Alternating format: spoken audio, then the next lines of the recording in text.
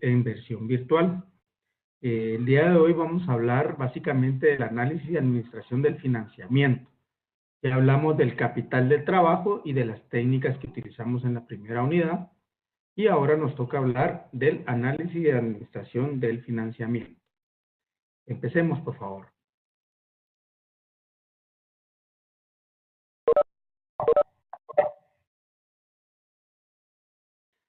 Empecemos hablando qué es el financiamiento dentro de una empresa.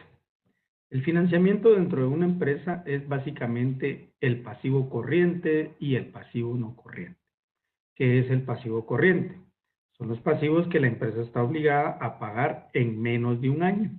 Su principal utilización es para el financiamiento del capital de trabajo. Una característica principal de estos pasivos es que su costo es bajo en función del tiempo en que se contrata. Ahora bien, es importante mencionar que el pasivo no corriente tiene que ir alineado al activo corriente. Ese es el equilibrio teórico que debiera de ser para el pasivo corriente. Sigamos, por favor.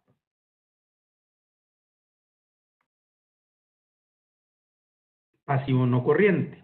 Es la otra parte en la que se divide el pasivo total de una empresa. Recuérdense que el pasivo está dividido en corriente y no corriente, y el pasivo no corriente son los pasivos.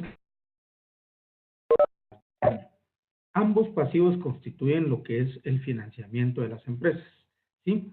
Son los que corresponden, en el caso de no corriente, a obligaciones que no son convertibles en efectivo durante una empresa no más de un año.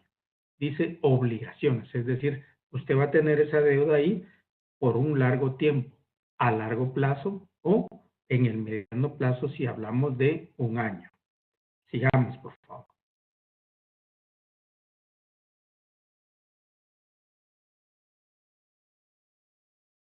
¿Qué cuentas forman parte de los pasivos no corrientes? Recordemos.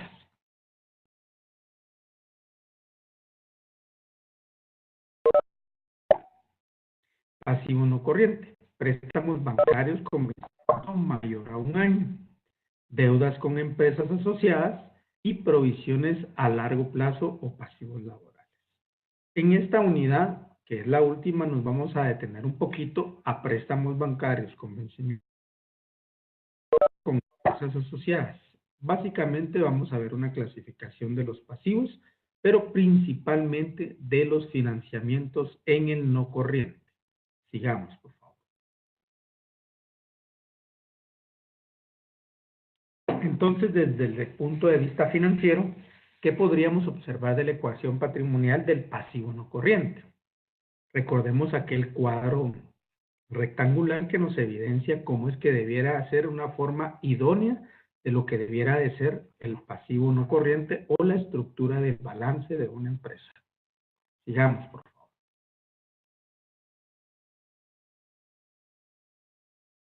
Recuerden que en la segunda unidad, o en la primera, observamos lo que era la ecuación patrimonial, en donde acostábamos un rectángulo que teníamos en forma vertical y lo dividíamos por la mitad y decíamos que una mitad era el activo,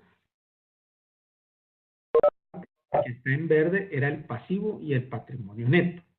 Si nos enfocamos un poquito al dónde debiera estar el pasivo no corriente, o simple y sencillamente al pasivo, debiéramos de entender del que pasivo corriente idóneamente debiera de ser más grande que el no corriente.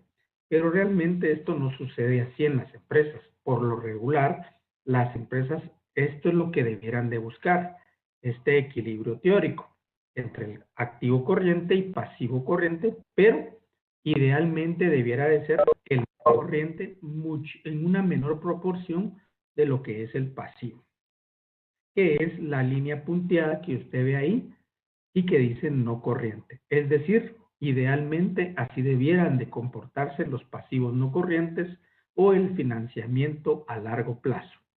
Ahorita vamos a saber por qué. Sigamos, por favor. ¿Qué hay en el pasivo no corriente? Bueno, usted va a encontrar ahí lo que son los préstamos bancarios en el largo plazo.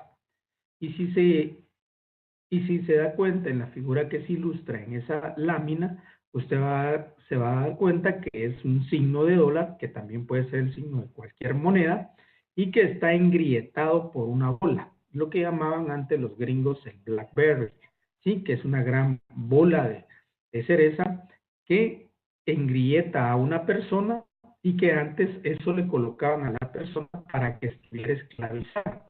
Entonces, los préstamos a largo plazo, muchas veces ese es el sinónimo.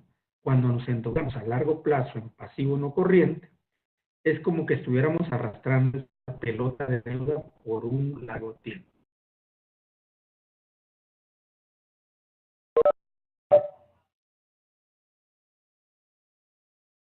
Préstamos bancarios a largo plazo. En una definición debiera decirse que es una obligación financiera que las personas individuales o jurídicas adquieren con el fin de financiar sus operaciones en el largo plazo.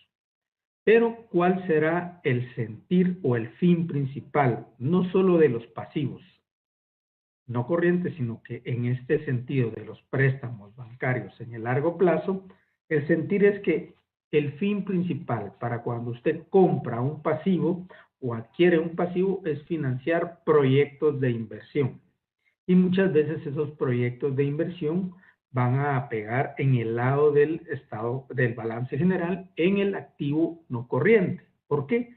Porque puede ser que este pasivo a largo plazo, pasivo no corriente, que es un préstamo bancario a largo plazo, puede ser que se esté utilizando para comprar un edificio, un terreno, una máquina, una nueva línea de producto o simple y sencillamente comprar una empresa o formar parte de un patrimonio de alguna empresa adicional.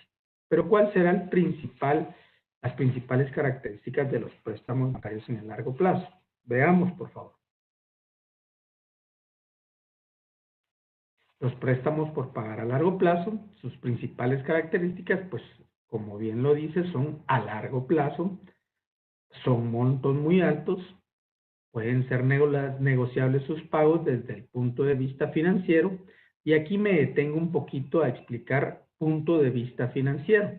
Aquí estoy explicando básicamente de que si usted no puede pagar un préstamo bancario a largo plazo, lo mejor va a ser que vaya con una institución financiera y negocie ese pasivo y que eso sea parte de lo que usted necesita para reestructurar su deuda. Pero recuérdese que esta va a estar en decisión de manos de el banco. Bueno, y también un préstamo bancario a largo plazo, sin duda alguna, otra de las características va a ser que tiene una garantía explícita con el activo no corriente. Es decir, muchas veces para que usted le den un préstamo a largo plazo, usted va a tener que tener un colateral que le va a servir para que sea la garantía para que el banco le dé el préstamo. Por ejemplo, si hablamos de un préstamo por pagar a largo plazo, estaríamos hablando de un préstamo hipotecario, en donde si usted no paga, el banco tiene el colateral o la garantía o puede ejecutar esa hipoteca.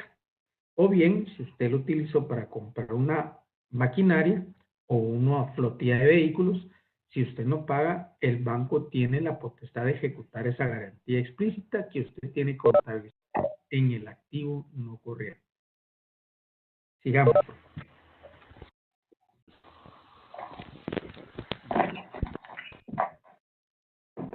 Ok, administración de los préstamos por pagar a largo plazo. Ya hablamos de las características, ahora vamos a hablar un poquito de la administración de los préstamos por pagar a largo plazo. Que es el manejo y administración de los préstamos por pagar a largo plazo, dependerá básicamente del tiempo en que dure el proyecto de inversión, ya sea un proyecto de inversión o sea productivo de adquisición. Cuando hablo de la administración de los préstamos por pagar a largo plazo, recuérdese que usted tiene que contratar un préstamo a largo plazo, sí y solo sí, va a ser para un proyecto de inversión o un proyecto productivo o de adquisición de algún activo financiero. Pero su verdadera administración será en el momento en que usted lo contrate y lo escriture desde el punto de vista legal. Cuando hablamos desde el punto de vista legal es que el proyecto puede durar 10 años, pero si usted adquirió el pasivo o el préstamo a 11 años, usted va a tener que tener ese financiamiento por 11 años más de lo que dure la construcción de ese proyecto de inversión. A eso se refiere el punto de vista legal. Sigamos, por favor.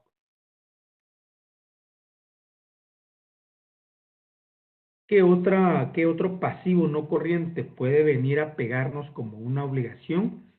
Pues debieran de ser los bonos a largo plazo.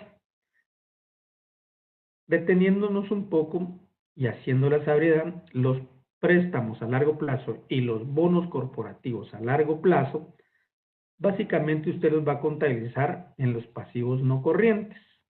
Primero, porque son a largo plazo.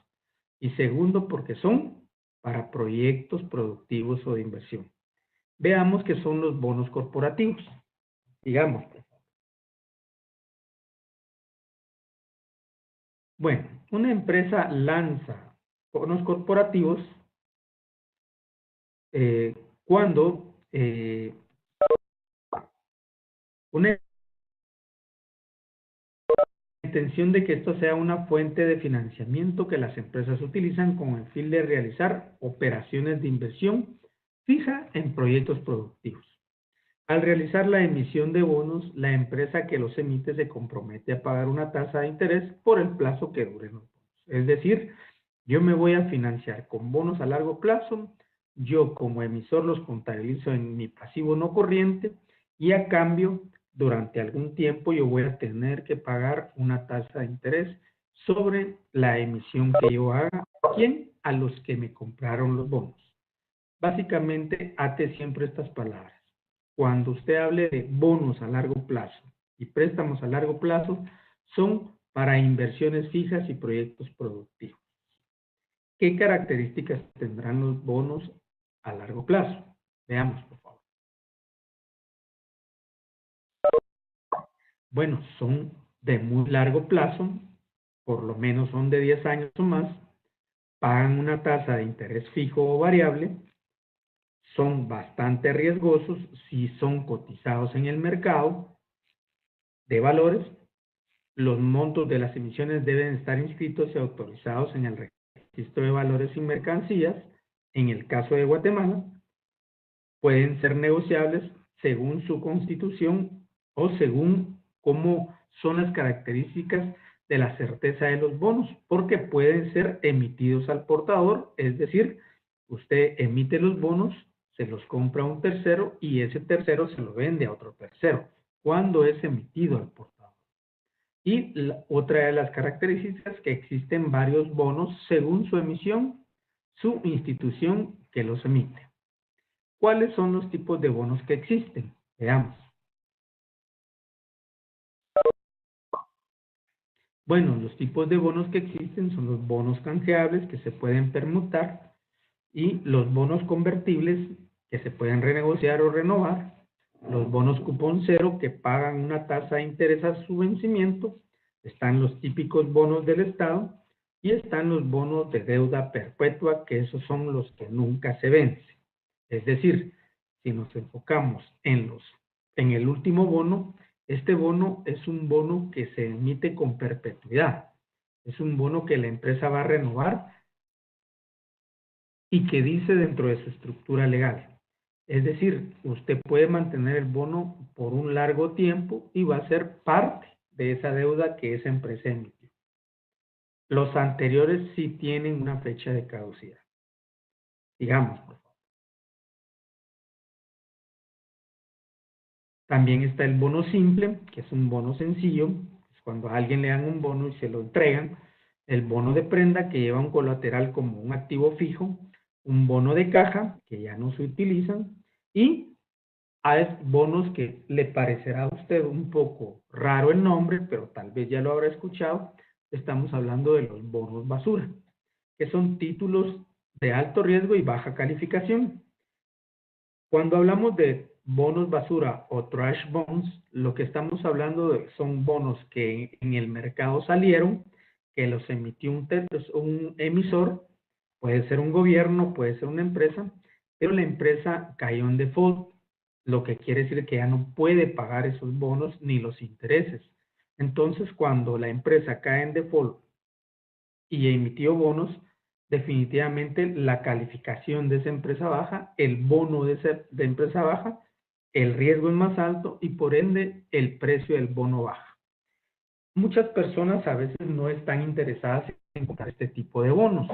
¿Por qué razón? Porque dicen que son de baja calidad y de alto riesgo y baja calificación, pero si usted está interesado o quiere saber en dónde puede ser un buen mercado para invertir, obviamente, de exponer su capital, podría ingresar a comprar bonos basura del lado de inversor, ¿sí? Pero si estamos hablando del lado de emisor, esos son los bonos que las empresas tienen y que definitivamente va a costar que suban.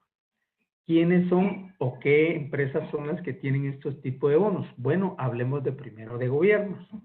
Los bonos trash, un ejemplo muy claro en Latinoamérica, son los bonos del gobierno de Argentina.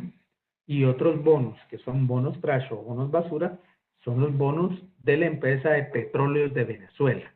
¿Sí? Estos son dos claros ejemplos. ¿Cuál será el objetivo principal de la emisión de bonos?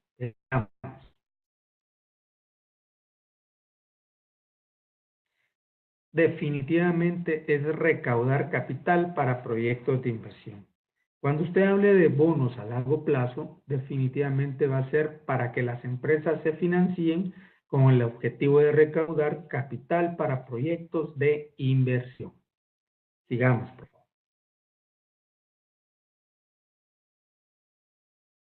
Ahora detengámonos un poco y saltémonos del capital a de los pasivos a largo plazo no corrientes, saltémonos a la última parte del balance y definamos lo que es capital.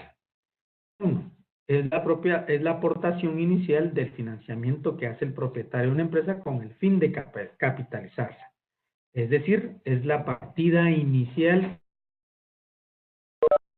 ¿Cómo inicia usted sus operaciones? Cuando el accionista da la aportación inicial, pues definitivamente carga caja y bancos contra capital. Segundo, es un recurso pasivo que representa una deuda de la sociedad frente a los socios.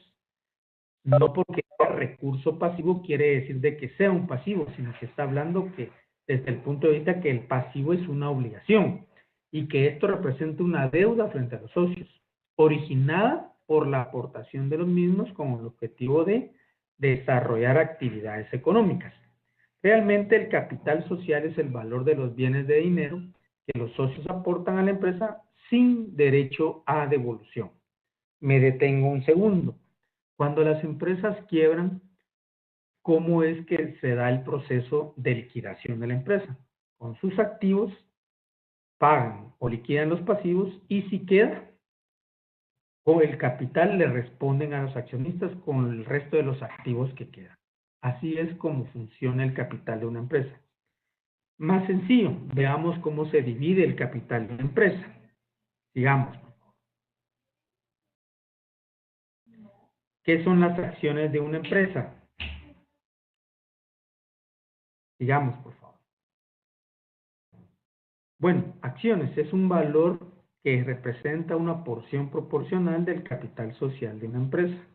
Los poseedores o tenedores de las acciones son los socios propietarios de las empresas y se les llama accionistas. Esto es básicamente lo que la teoría refiere cuando habla de acciones. Sigamos, por favor. ¿Cuántos tipos de acciones hay dentro de la sociedad? Más sencillo aún, veámoslo. Acciones comunes y acciones preferentes. Acciones comunes son los títulos emitidos por una sociedad y que constituyen una parte igual entre todas las emitidas de un capital social. Y el pago de sus dividendos es variable. Acciones preferentes son títulos emitidos por una sociedad y constituyen una parte igual entre todas las empresas del capital social y el pago de sus dividendos puede ser fijo o variable. ¿Por qué? Porque son acciones preferentes. ¿Sí? Van a variar de empresas a empresas o de tipologías de empresas o clasificación de empresas y de hecho hasta por el funcionamiento de las empresas. Muchas veces los que tienen prioridad sobre las acciones comunes son las preferentes. Lo único que es que en algunas empresas no tienen ni voz ni voto. Sigamos. Y en las entidades financieras se dividirá de la misma forma el capital. Veamos.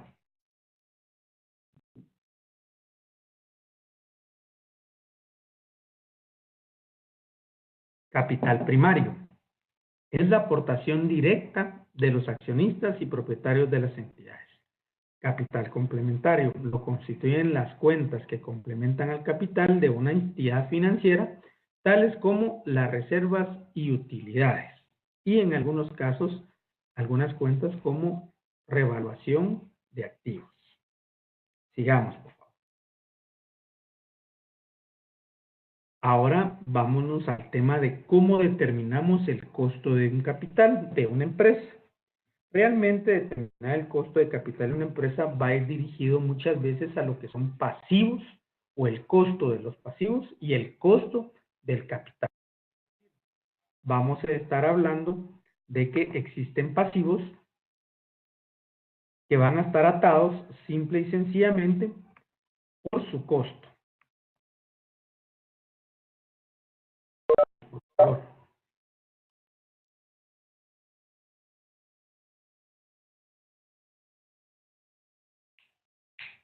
En otras palabras, el costo de capital supone la retribución que recibirán los inversionistas por aportar fondos a la empresa. El costo de capital también es la evaluación del costo de capital que informa respecto al precio que la empresa paga por utilizar el capital o el financiamiento. Dicho costo se mide, escuche bien, por una tasa. El costo del capital se mide por una tasa. Existe una tasa para el costo de deuda y otra para el costo de capital propio. Ambos recursos forman parte del capital o del costo de capital. Digamos, por favor. El costo del capital. Si lo queremos ver de una forma, como vemos en el lado, a un lado izquierdo de su pantalla, vemos a unas personas que lo que necesitan es aportar o financiar a una empresa, ¿sí? ¿Y la empresa qué emite? La empresa emite bonos o puede emitir acciones. El objetivo principal del costo del capital, si se quiere ver en una forma teórica, es la agrupación de inversionistas que financian una empresa por medio de sociedades, bancos, financiamiento externo, acciones o cash o financiamiento interno. Sigamos, por favor.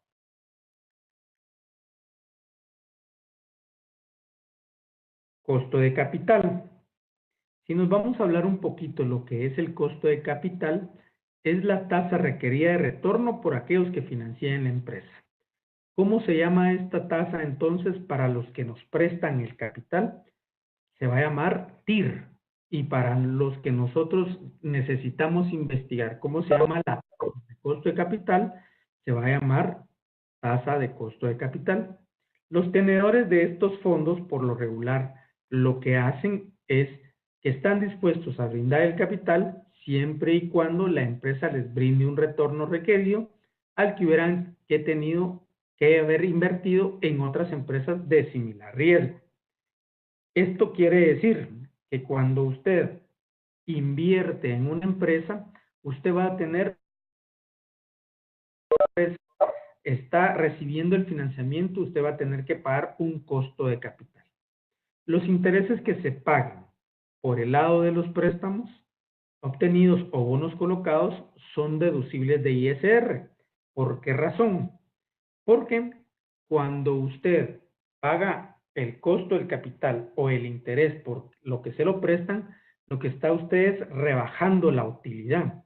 Entonces, por eso dice, son deducibles de ISR. Es decir, en la fórmula del costo de capital vamos a tener que deducirle el ISR para sacar el flat total del costo o la tasa de costo de capital, para lo que se puede obtener, dicho en otras palabras, un beneficio fiscal. Podríamos seguir, por favor. Bueno, la fórmula del costo del capital debiera de ser esta. el costo de la deuda después de impuestos es igual a KD, entre paréntesis, 1 menos T. ¿Sí? Repito, costo de deuda o después de impuesto es igual a KD por 1 menos T.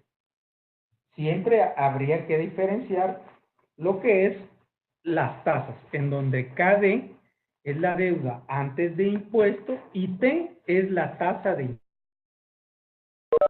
Los ejemplos y tomemos de base un ISR del 31%, que básicamente así es como está constituido el costo de capital para su cálculo.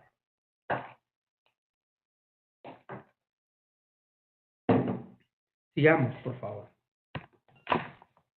Bueno, vuelvo a repetir.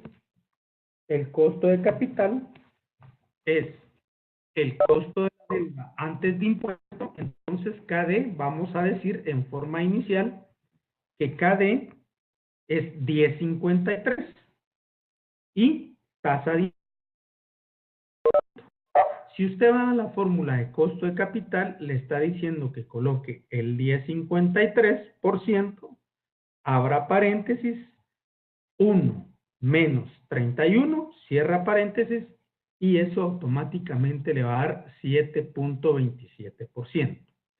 Este es el costo de capital antes de impuesto, pero recuérdense que ahorita estamos hablando de pasivos, ¿verdad? De bonos y préstamos. Las acciones están sujetas a este tipo de tasa de impuesto? Definitivamente no.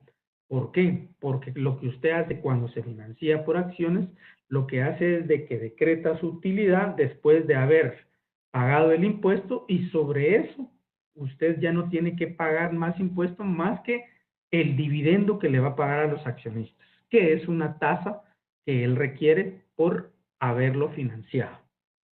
Sigamos, por favor. Veamos un caso práctico en el costo de capital. La empresa necesita 10 millones para adquirir una nueva maquinaria. Escuche bien, dentro de las políticas de financiamiento, la entidad admite un 40% de financiamiento, ¿sí? Es decir, de los 10 millones, la empresa lo único que va a poder hacer es financiarse un 40% y esos son 4 millones. Es decir, que el resto, los 6 millones, serán financiados por los accionistas. Analicemos el siguiente párrafo. Dice, los 4 millones que forman parte del 40% que se financian solicitando un préstamo con una tasa del 12% y una emisión de bonos con un costo de capital del 10,74%, estos últimos representan el 67% de la deuda contraída.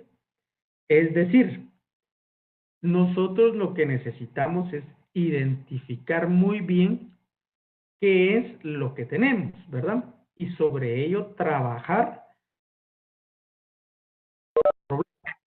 Sigamos, por favor.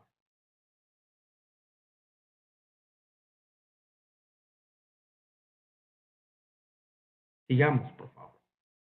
Ok, ¿cómo hago yo para calcular el costo del capital? Por favor, ponga mucha atención. En el cuadro de arriba dicen las columnas en color celeste, financiamiento, los 4 millones, que es lo que admite la política, la distribución y el porcentaje, que es la tasa. Abajo de donde dice financiamiento, vamos a subdividir el préstamo a largo plazo y el bono. Y lo que vamos a hacer es colocar la participación según el ejercicio.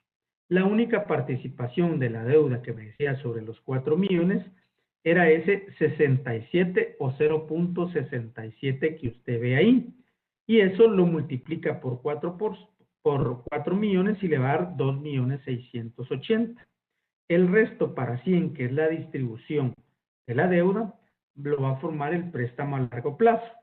¿Sí? Que es, al multiplicar el 0.33 por 4 millones nos va a dar 1.320.000.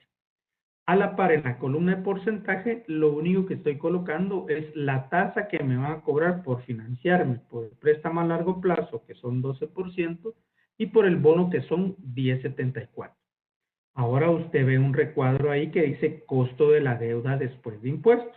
Y ahí lo único que le estoy colocando yo es la fórmula. Por ejemplo, vemos préstamo a largo plazo y bono en las columnas verdes. ¿Cuál es el costo de capital antes de impuesto, que es KD? Vemos que para el préstamo es 12% y para el bono es 10%. ¿Qué tasa de impuesto nos van a cobrar cuando nos financiamos acá? Es el 31%, pero recuérdense que este 31% yo se lo tengo que quitar, ¿a qué? A la tasa de costo de capital de cada uno. Es decir, cada tasa de impuesto yo se la voy a quitar al costo de capital para obtener lo que es realmente mi costo de capital neto. Si nos situamos entonces en donde dice costo de la deuda antes de impuesto, 12 para el préstamo, bono 10,74, tasa de impuesto 31% para los dos. Fórmula, agarramos el 12% por la participación del préstamo, que es 33%, y eso multiplicado, abrimos paréntesis, 1 menos el 31%, y cuando usted realice esta operación me va a dar el 2,73%. De la misma forma, cuando aplico la fórmula de costo de capital, lo que estoy haciendo es agarrar el 10,74 del costo o el porcentaje o tasa que me cobran por el bono, lo multiplico por su participación, que es el 67%, eso lo multiplico y abro paréntesis por el factor 1 menos 31, que es la tasa de impuesto, y al realizar esa fórmula a usted le va a dar el 4,97%. ¿Cuál va a ser el costo de capital total? Bueno, el costo de la deuda después de impuesto debiera de ser el préstamo más el bono, o A más B, como dice en las líneas rojas, que es sumar el 2,73 más el 4,97, y eso me da 7,70. Dejo unos segundos para que por favor revise su fórmula.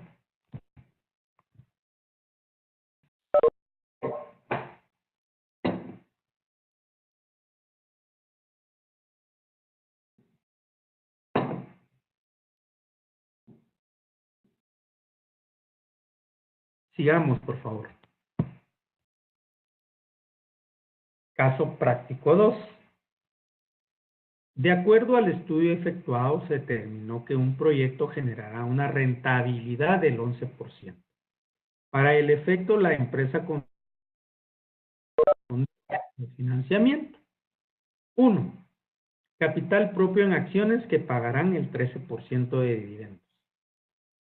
Después, préstamo a largo plazo con un banco que le cobrará una tasa de interés de el 14%.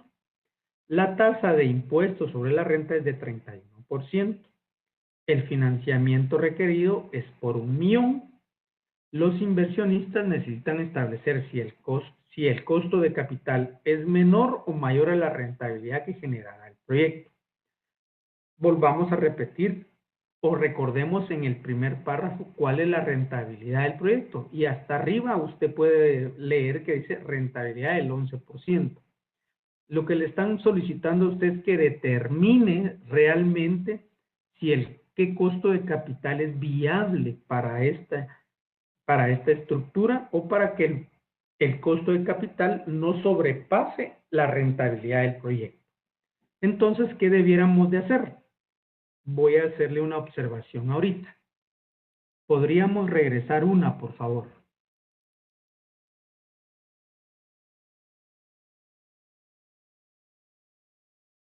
Regresemos una, por favor.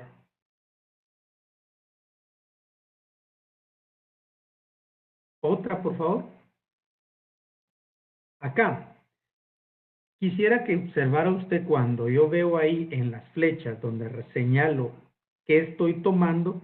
Si se da cuenta usted, en ningún momento yo estoy tomando un monto para determinar el costo de capital. Yo lo único que estoy tomando es porcentajes de costos y distribuciones de costos. Es decir, usted va a determinar el costo de capital, o lo que le llaman WACC, únicamente por tasas y por fórmula. Ahora sí, sigamos para el caso práctico 2, dos más, por favor. Entonces, ¿cómo hacemos para saber qué participaciones utilizamos para ver la viabilidad de un costo de capital? Como solo me dicen que el financiamiento requerido sobre un proyecto que generará el 11% sobre 1.000.000 y no nos dicen la estructura como en el caso práctico 1, entonces vamos a iniciar con pura prueba y error. Lo primero que debiéramos de hacer es decir, aportaciones de capital y préstamos me tienen que sumar 1.000.000. Entonces la primera estructura debiera de ser el 50% de distribución a cada uno. Y coloco los costos, o los costos de capital, o la tasa de interés. Si lo vemos de otra forma, para aportaciones de capital debiera de ser 500.000, porque es una distribución del 50%, con un costo del 13%. Y préstamos con 500.000, porque también la distribución es del 50%, con un costo del 14%. Si nos vamos a ver el cálculo de las operaciones, debiéramos de decir, en los cuadros verdes ve usted las columnas sobre los cuales vamos a calcular o decir cuáles son los costos de capital. El costo de la deuda antes de impuesto para la aportación de capital es del 13%. Si yo aplico la fórmula, y si usted se recuerda, debiera de ser el 13% por el 50%. Esto por, abre paréntesis, 1 menos 31. Pero recuérdese que en el caso de aportaciones de capital, usted lo que está pagando es dividendos. Entonces, no aplicaría esa parte de la fórmula. ¿Por qué? Utilidades, paga impuestos, tiene las utilidades, entonces ya no puede deducir. Es decir, lo único que usted le va a tener que pagar al accionista va a ser el 50%, o el costo del capital debiera ser el 50%, que en el caso del 13% va a ser 6.50. Si nos vamos del lado del préstamo, debiéramos de decir que el costo de la deuda antes de impuesto es del 14% y la tasa es del 31%, la fórmula de costo capital debiera de quedar 14% por 50%, esto multiplicado por, abriendo paréntesis, el factor de 1 menos 31, cierra paréntesis, y eso le debiera de dar 4.83. La razón de impuesto es porque usted genera una disminución en el estado de resultados y eso le dice a la vez que eso es un escudo fiscal. Entonces, si sumamos el costo de la deuda después de impuesto, que es 6.50 más 4.83, estaríamos hablando de un total de costo del capital de 11.33. Si el costo del capital es de 11.33 y la rentabilidad del proyecto es de 11%, ¿cree usted que es viable realizar el proyecto? Pues definitivamente que no, porque el proyecto genera una rentabilidad de 11 y el costo del capital, al calcularlo aquí, usted le está dando el 11.33. Sigamos, por favor. Entonces no es viable efectuar el proyecto toda vez que el costo de capital es mayor a la rentabilidad del proyecto. Entonces es ahí donde se le solicita que usted como financiero utilice una estrategia de financiamiento de costo de capital. Entonces, ¿qué debiéramos de ir a ajustar nada más para calcular el costo del capital? Sigamos, por favor. Pues lo que debiéramos ir a ajustar, como bien ve ahí, es la distribución. Si se da cuenta, hace dos filminas determinamos que era 50 y 50. Entonces ahora digamos que vamos a utilizar un 25% para aportaciones de capital y préstamos 75%. Al generar este tipo de estructura, nos da el costo de la deuda antes de impuestos sobre aportaciones de capital es del 13, pero si lo multiplico por el 0.25, me va a dar que solamente de ese es 3.25%. Y si nos vamos al costo de la deuda antes de impuesto, que es el préstamo, sobre el 14%, y una tasa de impuesto del 31%, lo que debiéramos de hacer es multiplicar ese 14% por la participación, que es el 75%, por, abrimos paréntesis, 1 menos 31%, cerramos paréntesis, y al realizar las operaciones nos debiera de dar 7.25%. El costo de la deuda después de impuesto debiera de ser la suma del 3.25 más 7.25, lo que me está dando un total de 10.50. ¿Sí? En este caso, el costo de capital es del 10.50% y la rentabilidad del proyecto es de 11%. ¿Cree que es viable realizar el proyecto? Definitivamente que sí. Un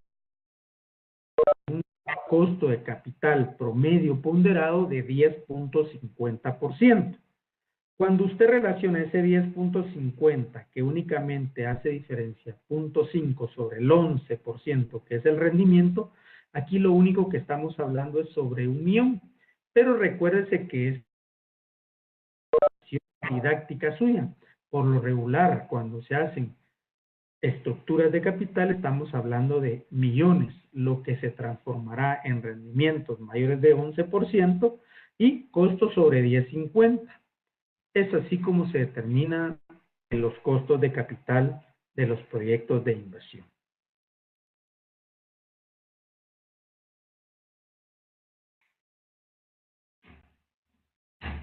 Bueno, me gustaría ver si tienen alguna duda.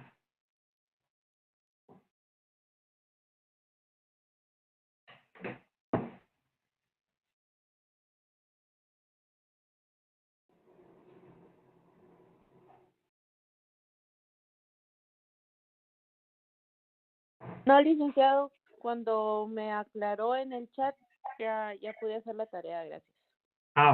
Me alegra bastante. De igual forma, si ustedes necesitan o tienen alguna duda, pueden hacerlo o proponerlo en el foro para dudas.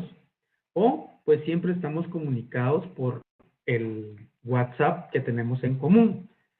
Para mí ha sido un gusto darles la clase el día de hoy y pues espero nos volvamos a ver en una futura oportunidad.